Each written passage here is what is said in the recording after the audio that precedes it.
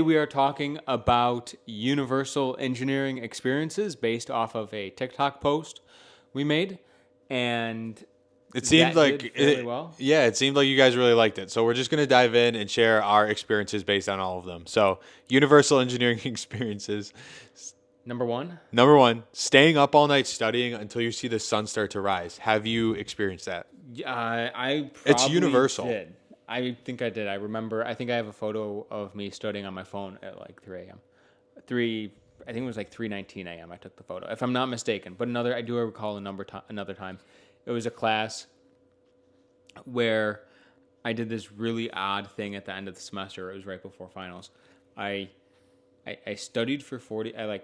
I forget the exact structure, but I would study for like half an hour and then take a half hour nap and then study for half an hour and and I did that all through the night until the final. I remember you telling me It that was you did something that. odd like that. Yeah, I remember you So telling me you did like a sleep cycle like that. it was really odd. Or like studied for an hour, slept for 20 minutes, studied for an hour, and just before the final exam. So the essence I think of that one is at some point students probably have some experience staying up late. I So I know I know. do. Yeah, I know. In my experience, the one thing freshman year, we would have homework due on Friday mornings at 9 a.m. and everybody would just wait until like Thursday night to do it. I would always like try to be ahead of the time, but this week, right? Like, cause like you stay up late doing stuff, right? Things happen, and I would go to the gym at like 5 a.m. and this day I was working on homework till like 4:30, 4:45, and then I go back to my dorm and I'm like, wait, it's like 4:45. I'm going to the gym in like 15 minutes. And so I just like hung out my bed or something for like 15 minutes, and then while everybody was outside in the dorm like still like working on homework and everything, I just it's like, all right, I'm like going to the gym now. Like it's fine, and the sun's starting to rise, and like a new day is coming. So that's definitely my story And with that it. said, though, I always feel better getting a good night's sleep. So okay, Yeah. yeah. So it is like it's okay if you end up like in my experience, I've stayed up all night studying. I never like felt bad about it because like it's engineering. Sometimes like the workload just like it literally piles up. Like there's always weeks in the It's not. semester It's where all of the classes have a high workload converging. It may not. It may be something that where you feel like that does end up happening. Yeah, it's not always the result of procrastination, right? Regretting studying engineering. I would say maybe wishing you weren't in the situation that you were in at any time. That's more. Like why am I doing this to Why am myself? I doing this to myself? Yeah, like why? What is it for? That's I think the common.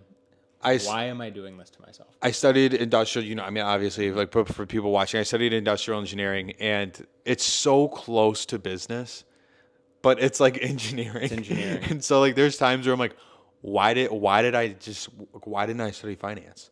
But then you kind of realize, like, the benefit, like, it's just those when you're spending hours or in the middle of you staying up all night studying, you might just have Why that am I thought doing of, this to myself?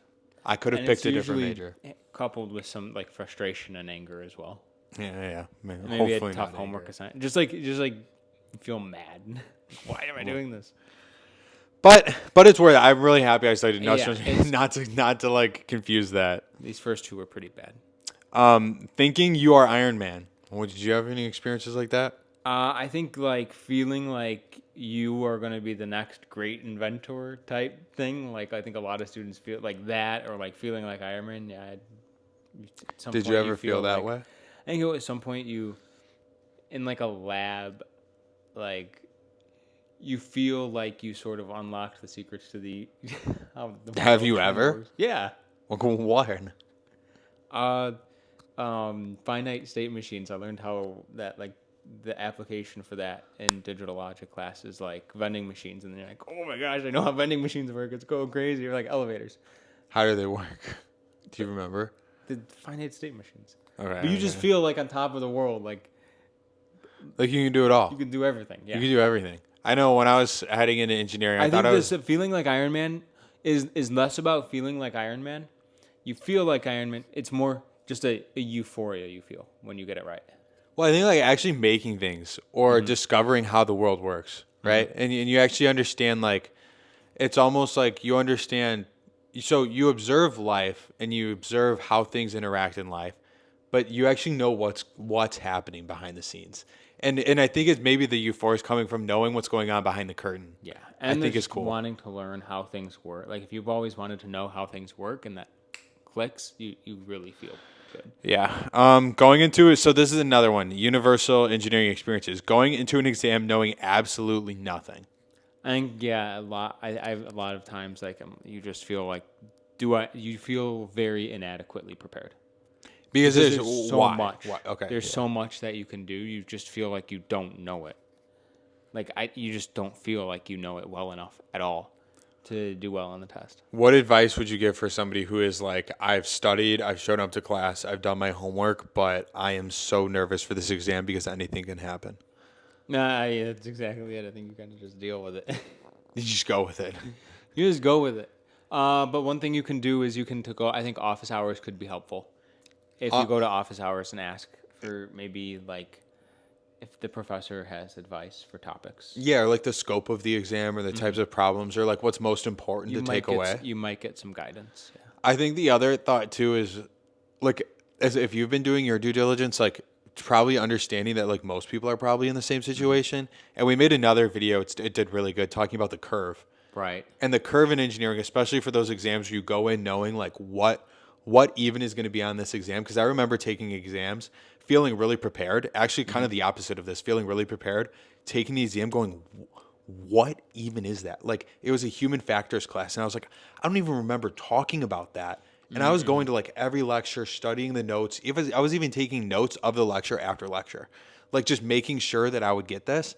And then we take the exam, and I'm like, what even is this? And I'm talking to other like kids in the class. I'm like, do you guys know what's going on here? And they're like, no, Nobody knows what's no going one's what's going on there. And so then that's where like the curve comes into play, and it's like, all right, like this might be one of the ones where you're kind of like, And it's kind of the curve. somewhat common at some point where it's common that at some point before an exam, like nobody really understands what's going on. Yeah. It's just so difficult. Like the concepts go over everybody's head.